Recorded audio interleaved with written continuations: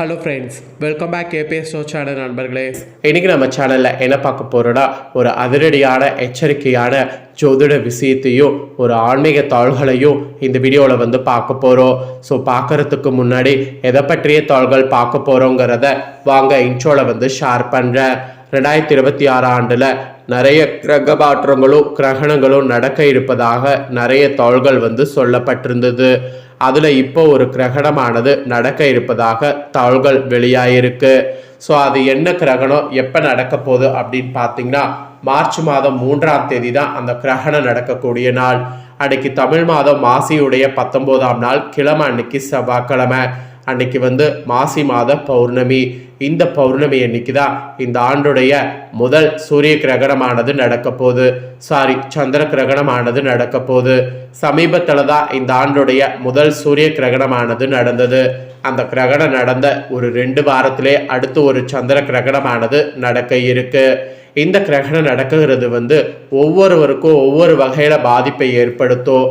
அப்படி ஏற்படுத்தக்கூடிய பாதிப்புகளை அந்தந்த ராசிக்காரங்க தெரிஞ்சு பயன்பெறணுங்கிறதுனால ஒவ்வொரு ராசிக்கும் கிரகணத்துடைய பாதிப்பு ஷேர் பண்ணிட்டு வர. அதில் இன்னைக்கு இந்த வீடியோவில் கன்னி ராசிக்காரங்களுக்கு ஷேர் பண்ண போகிறேன். கன்னி ராசியில் பிறந்த நேயர்கள் உங்கள் ராசிக்கு கிரகணத்தினால என்ன பலன்கள் கிடைக்கும் அப்படிங்கிறத தெரிஞ்சு அதற்கேற்ப நடந்து பலன் பெறுங்க. அதே போல இந்த கிரகணம் நடைபெறும் போது கிரகண தோஷமானது அதிகமாக ஏற்படும். அந்த தோஷத்திலிருந்து தப்பிப்பதற்கு சில குறிப்பிட்ட பரிகாரங்கள் செய்ய வேண்டும். அதை செய்யறதுனால ஒவ்வொருவருக்கும் நிச்சயம் பார்த்தீங்கன்னு வச்சுங்களேன் பாதிப்புகள் நீங்கும்.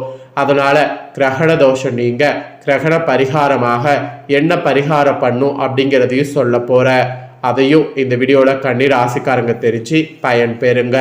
ஃபர்ஸ்ட் கிரகணம் நடக்கிறத பற்றி டீட்டெயிலை சொல்லிடுறேன். கிரகணம் நடக்கிறதுடைய டீட்டெயிலை தெரிஞ்சுக்குங்க. இப்போ நடைபெறக்கூடிய இந்த சந்திர கிரகணம் சிம்மம் ராசியில பூரம் நட்சத்திரத்துல நடைபெறுது. இந்த கிரகண நேரத்துல ராகு கேது சந்திரனை விழுங்குற மாதிரி ஒரு சூழ்நிலை ஏற்படுது. இது ஒரு பொதுவாக அசுப நிகழ்வாக கருதப்படுது. இதனால நடக்காத ஒன்று நடக்கும் என்பது சொல்லலாம். அது நல்லதாகவும் இருக்கலாம், கெட்டதாகவும் இருக்கலாம். ஆனால் நடக்காத ஒன்று கண்டிப்பாக நடந்தே தீரும். அது இந்த கிரகணத்தினால ஏற்படும்.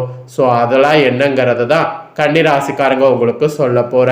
இந்த கிரகணமானது இரத்த மூன் என்று சொல்ல மாதிரி ஏற்படும்.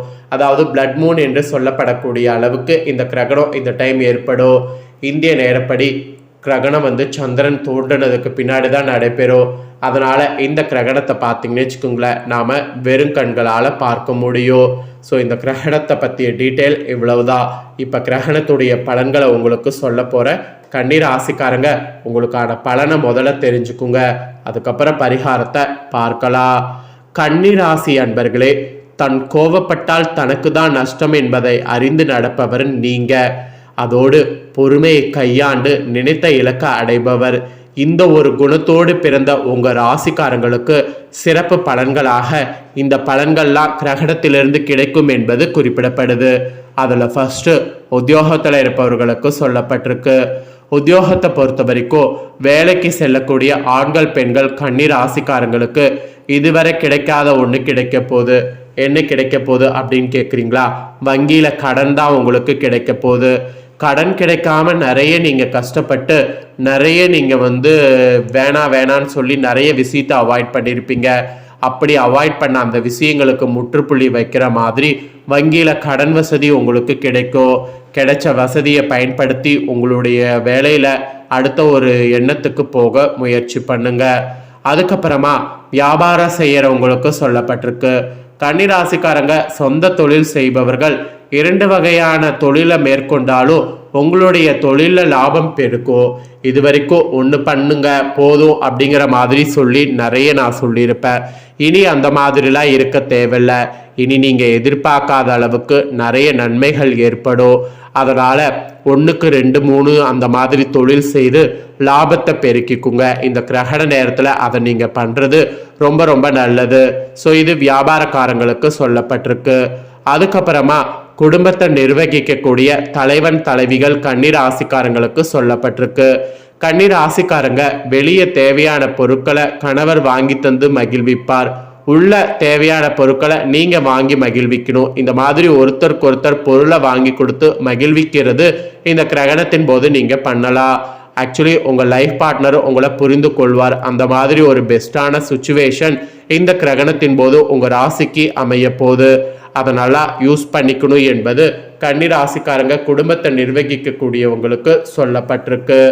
அதுக்கப்புறமா கலைத்துறையில் இருக்கிறவங்களுக்கு சொல்லப்பட்டிருக்கு. கலைத்துறையில் இருக்கிறவங்களுக்கு நீங்கள் நினைத்தவரே குறித்த நேரத்தில் படப்பிடிப்பு ஆரம்பிக்கிற மாதிரி நீங்கள் சொன்னீங்கன்னா அது கண்டிப்பாக நடக்கும். அந்த மாதிரி ஒரு பெஸ்ட்டு சுச்சுவேஷன் இந்த கிரகணத்தின் போது உங்கள் ராசிக்கு அமைய போகுது. அதனால் கலைத்துறையில் இருக்கிறவங்க நீங்கள் என்ன பிளான் பண்ணுறீங்களோ அதை கரெக்டாக இது பண்ணுங்கள். அதே போல் உங்களுக்கு கார் வாங்கணும், பைக் வாங்கணும், இந்த மாதிரி கனவெல்லாம் இருந்ததுன்னா அதெல்லாம் இந்த கிரகணத்தின் போது நிறைவேறும். அதுக்குண்டான எல்லா சாத்தியக்கூறுமே அமைஞ்சிருக்கு. அப்புறம் ஃபைனலாக மாணவ மாணவியருக்கு சொல்லப்பட்டிருக்கு. மாணவ மாணவியர் ஆசிரியரிடமிருந்து பாராட்டுக்கள் இந்த கிரகணத்தின் போது கிடைக்கும். அதோடு தேக ஆரோக்கியமானது பழிச்சிடும். அந்த ஆரோக்கியம் பழிச்சிடும் போது அந்த ஆரோக்கியத்தை கொண்டு நீங்கள் நல்லா முன்னேற முயற்சி பண்ணணும்.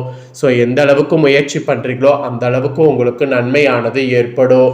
ஸோ இதெல்லாம் தாங்க உங்களுக்கு கிரகண பலன்களாக கிடைக்கும் என்பது குறிப்பிடப்பட்டிருக்கு. ஸோ குறிப்பிடப்பட்டதை தெளிவாக உங்களுக்கு ஷேர் பண்ணிட்டேன். ஷேர் பண்ணதை நீங்கள் தெரிஞ்சிருப்பீங்க. தெரிஞ்சதுக்கேற்ப நடந்து பயன் பெறுங்க.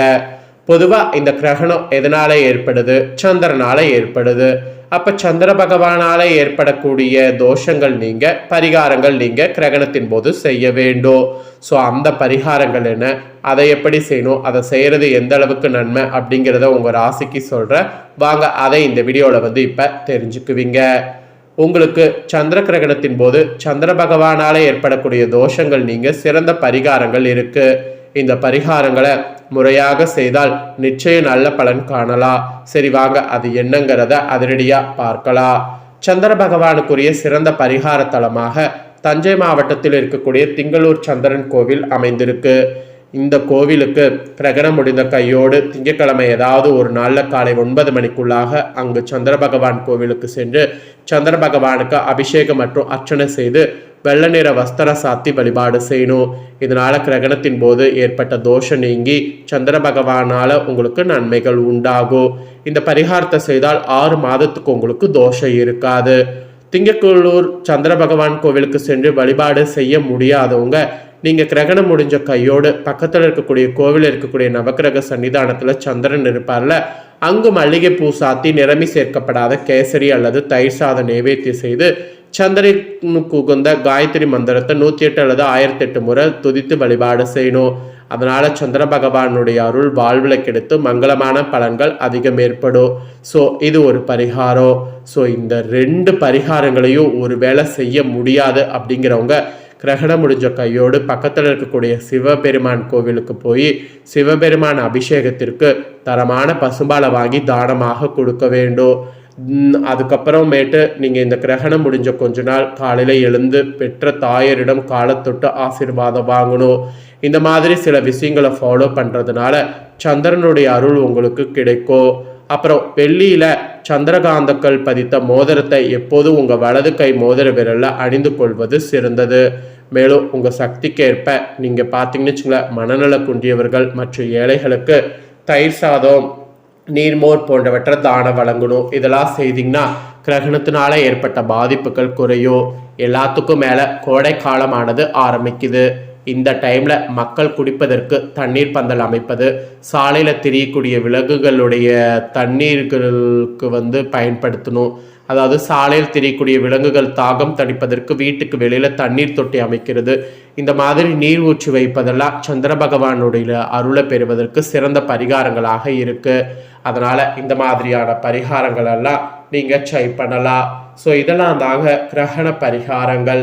ஸோ இதை நீங்கள் செய்ய செய்ய உங்களுக்கே ஆட்டோமேட்டிக்காக பார்த்தீங்கன்னு வச்சுக்கோங்களேன், நல்ல பலன் காண்பதை நீங்களே உணர முடியும். ஸோ சந்திர கிரகணத்தினால என்ன மாதிரியான பலன்கள் கிடைக்கும், என்ன மாதிரி நீங்கள் பரிகாரங்கள் செய்யணும், எல்லாத்தையுமே தெளிவாக இந்த வீடியோவில் ஷேர் பண்ணிட்டேன். ஷேர் பண்ணதை உங்கள் ராசிக்கு நீங்கள் தெரிஞ்சிருப்பீங்க. தெரிஞ்சதுக்கேற்ப நடந்து பயன் பெறுங்க. இந்த முக்கியமான தாள்களை நீங்கள் பார்த்து தெரிஞ்சு பயனடைகிறது போல் உங்கள் ஃப்ரெண்ட்ஸ் ஃபேமிலியில் இருக்கிறவங்களும் பார்த்து தெரிஞ்சு பயனடையணும் அப்படின்னு நினச்சிங்கன்னா வீடியோ லைக் பண்ணி உங்கள் ஃப்ரெண்ட்ஸ் ஃபேமிலிக்கு ஷேர் பண்ணுங்கள். உங்கள் ஃப்ரெண்ட்ஸ் ஃபேமிலியில் இருக்கிறவங்களும் உங்களை போல் கண்ணீர் ராசிக்காரங்களாக இருந்தாங்கன்னா இந்த தாள்களை தெரிஞ்சு இதற்கேற்ப நடந்து பலன் பெறட்டும். இதே போல் புதிய அப்டேட்டான நிறைய வீடியோ நம்ம சேனலில் போடப்படும். அதையெல்லாமே உடனுக்குடனே தெரிந்து கொள்ள மறக்காமல் நம்ம சேனலை சப்ஸ்கிரைப் பண்ணுங்கள். கூட பெல் பட்டனை ப்ரெஸ் பண்ணுங்கள். அதை நீங்கள் பண்ணிட்டீங்கன்னா இனி நான் போடுற மற்ற அப்டேட்டான வீடியோ உடனுக்குடனே தெரிஞ்சு பயன்பெறலாம். ஸோ மறக்காமல் பண்ணுங்கள். சுவாரஸ்யமாக வேறொரு வீடியோவில் சந்திக்கிறேன். நன்றி, வணக்கம்.